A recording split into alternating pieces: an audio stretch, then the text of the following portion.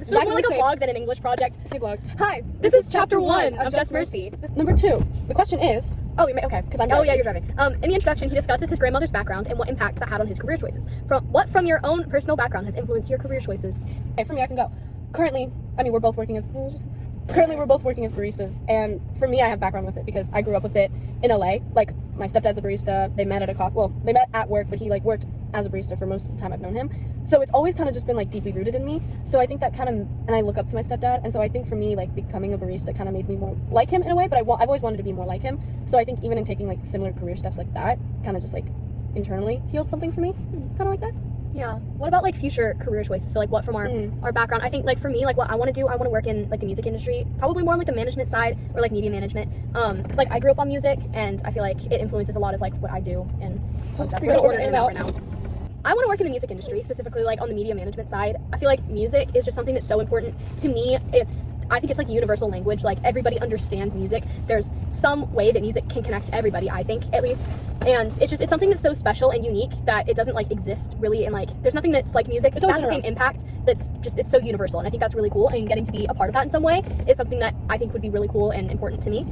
No, I agree with that. Music is something that's always been around and will always be around.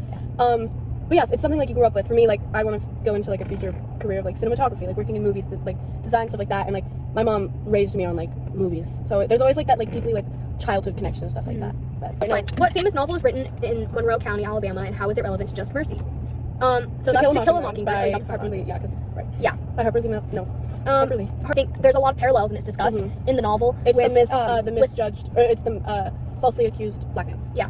And like kind of showing the court trials and how there's so much prejudice that exists, and no matter how much you want to say like it doesn't exist, or like, oh well, slavery's not been around for this long, or like, oh well, black people can vote, those prejudices still exist, and chances are they're going to exist for a long time because that's just how society is. Exactly. Like it's not just gonna go away. Like it's an unfortunate fact, but like it exists, and you have to accept the fact that it exists, but you can work against it and find ways to combat that. I also feel like going back on what you said, it's definitely a parallel, just like every single part of it. Like what Brian is Atticus.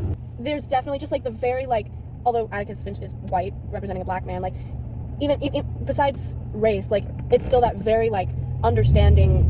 I'm on the curb. Very understanding lawyer trying to make a connection with his client.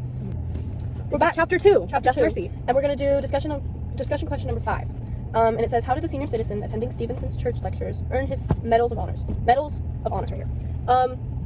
He was fighting for civil rights and justice for oppressed people. He noted a couple places like Mississippi. Yeah, there's Mississippi, Greene County, Alabama, Birmingham. So basically, just like he was fighting for what he believes is right and what he knows to be right, and fighting for equality for everybody. And I think just like to touch on the question, go a little bit more in depth. There's a lot of significance in that because like obviously Brian Stevenson is like preaching after like this really hard time.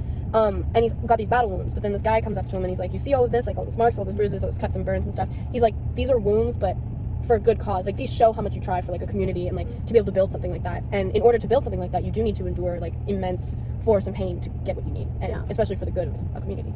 And on the top of page 46, I'm referencing it because I really liked this part. He said, I'll tell you what you're doing. You're beating the drum for justice. He had an impassioned look on his face. He said it again emphatically. You've got to beat the drum for justice. And not just like, I feel like that just shows how important, because the work that Brian is doing for civil rights, even in like the 80s and 90s, like fighting for wrongly accused people, he's working to like for the same thing in a way that man at the church was when he was fighting for civil rights, just at different times and in different ways, but at the end of the day they're still trying to accomplish like the same mission. Okay. Chapter 3. The same person. Chapter 3. So we're choosing question number 2. How does diversity in a jury affect its deliberations? Well, it greatly first off, affects it. Racism. Yeah, and like they went over all the laws where it's like, oh, like they kind of like inched their way around it without actually like breaking the law, because they're like, no jury can be like deliberately against excluding women or people of color, but then it was like it doesn't have to include them, so it's like you can't go deliberately against, but you don't have to include them. So they kind of like chose they're like you can not include them, but you don't have to discriminate against them. But I feel like by not including them, then they're still discriminating. Like it's a weird loophole. It's a loophole. It's a gray area. Like it's really weird. But the way that they're doing it is in an extremely manipulative way, because the jury and the judge is like he's trying to get his way and make sure that like his own personal bias against and the people of color. Yeah. Well, because he's against the people of color that are on trial, and the jury he wants to do what the he people, can. The jury represents the person, and they need to be like equally represented. And so that's like, why when like he sent him to the one place where he was like, oh, we're gonna try and move the trials to a place where like we can get people of color on the jury, and he moved it to like the one anomaly where it was like 0.9%. Yeah, was it was 9%, but yeah. But 9%. It was like 40 and 50%, like a large majority, in the or like South, like a large percentage of the population in those counties were black.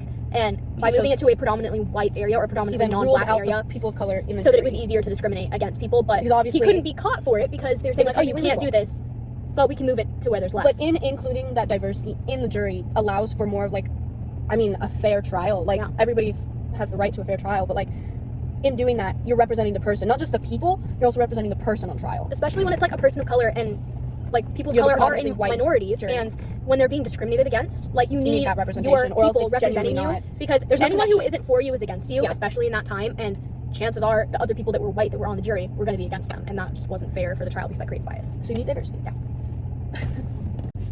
Chapter 4. And we're doing question number 6. It says Richardson remarks on the frequent offers of help from the prison staff during his final day. What do you make of these offers?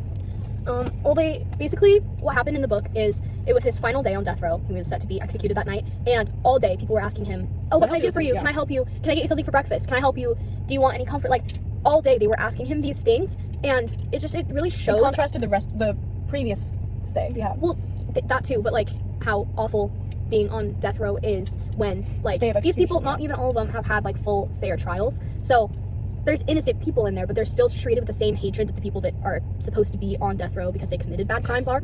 But the other one, it shows a lot about humanity, and like how we're all just like, even the prison guards, they're doing their job. They're there to be guards, but they still have that human inside them. Like same as like the prisoner themselves, like they're still human, so they can still acknowledge the fact and like be kind to that person because it is their last day. I was gonna say the opposite actually, because I think that the guards were extremely harsh, but people only started asking favors. Although I think it's applicable today even with like a lot of things, but people don't offer help or extend something from themselves unless somebody else is going through something. Just on a day-to-day basis, like these people are in this horrible place, but the second it's like, oh, it's your last day, do you need anything, can I help you? But they could have asked that same thing when like 2 weeks before, 4 years before, like however long they were in there for. Like they could have still offered that help, like, hey, can I do anything for you? This situation sucks, let's make the best of it while we can. But they waited until the last second because it's like, oh, I pity you, you're dying. Like I feel like I think both sides make sense. So it's kind of like, but that was like how I took it. Almost like they pity that person, or it's like a breakdown of an emotional wall. Yeah, I think that's good. Chapter 4. Yeah. Chapter 5. 5. You're lucky this is English class and not math. We're doing question number 3. How is the relationship between Stevenson and Walter changing? What does the author cite as an important activity for lawyers to do when defending death row prisoners? Why? Connection. There needs to be a bond. This, right now, you need to be talking, not about the book, but you could be talking about books, about music, about childhood, personal things. You obviously need to talk about said trial and their accusations and the story and all of that, but there needs to be, in order to get that kind of information, you need to be comfortable with that person to share. Like, I think they said sometime in the book where it was like, in order to get somebody to like fess up to like sexual abuse or like stuff like that, it's like there needs to be like a pillow of like comfort. Like they need to be able to feel vulnerable with that person in order to share the thing, because nobody shares deep stuff like that with anybody. So in order to like, and not as like a method of like, I'm gonna get on his good side, get on his good side so I can get information out of him. It's more of like, no, make a connection with that person, make them feel seen, because they're a prisoner and they probably don't feel seen. So in order to even like do your job, you just genuinely have to make a connection with somebody. And so that's what Stevenson and his client is doing, is just talking about family and music, especially in like a legal setting, because Stevenson is the lawyer. He's representing him. He's representing him, but also like he doesn't want it to just be like, oh, I'm representing you, I'm your lawyer, and you're the accused person, and you're lower than me. Like, you have to show that like I can recognize that you're human too, but I'm also human, and I want to do what I can to help you out, because I can recognize like what happened to you was wrong, and yes, you he has power. He's using that wrong. Power to like. He's not using it in a manipulative way. No. He's genuinely like trying to do what he thinks is right. Like most lawyers, well, not most, but like some lawyers will take that like, I can make the calls, I'm gonna make decisions for you, and they'll like take this playing field and like and they're bring just it in it for the money. He's taking it and he's making that, he's using that information and power he has to like bring himself down to Brian's level, or Walter's his client's level. He's using that power to like bring himself down. He's evening the playing field, which is really smart, because it puts even more trust than just a normal lawyer with their client relationship. Yeah, especially because like given the context of it, like racism is very prevalent in this, so like a lot of people that he's trying to help are wrongfully convicted, and they've had their own fair share of like horrible treatment and bad They've already experiences. gone through it horribly. But with bad lawyers and those people that don't And want to he, like, recognize, He they saved him and his church, his Walter and his church and all of that. They saved a bunch of money they raised a bunch of money, community and charity and stuff, and bought lawyers to get the good kind of lawyer, and they didn't do anything. They didn't do anything. They took the money and they were like, oh, we have money, but they didn't actually care enough to get down they to didn't that have that personal connection, level. which is what Brian is doing. He's making that connection, which is doing him good. Yeah, that's good. Chapter 5. Chapter 6, last one. Section number 2, which is what special circumstances of the murder victim led to greater struggles for Charlie? Okay, does this seem fair? So basically, it's not fair because Charlie was convicted at age 14. Oh, 14. He was 14 years old. He was put on death row because he shot his stepdad. His stepdad was an abuser. He was in an abusive relationship with Charlie's mom. He was abusing Charlie's mom, and he had I think it said his previous wife had died or left him or something. So bad relationship experience for the stepdad. And then he's abusing this family. He was a police officer. So he hit Charlie's mom, and she went unconscious, and she was bleeding. And Charlie didn't know how to stand up. She thought she was dead, so he went to the room to call the police. And then he was convicted because he shot somebody, and that person happened to be a police officer. And it's not fair because it was self-defense, but because of the racial discrimination, I honestly I don't know if maturity discrimination is a thing, but age discrimination. Age discrimination. Because He was a 14-year-old. He made me at 14 probably could make the same decision, but in a situation like that where your mom is getting abused, and then you decide to shoot your stepdad, who's also abusive, or who is the abuser, is a crazy decision to make. So it's almost demeaning him as a in his maturity. It's try him as an adult.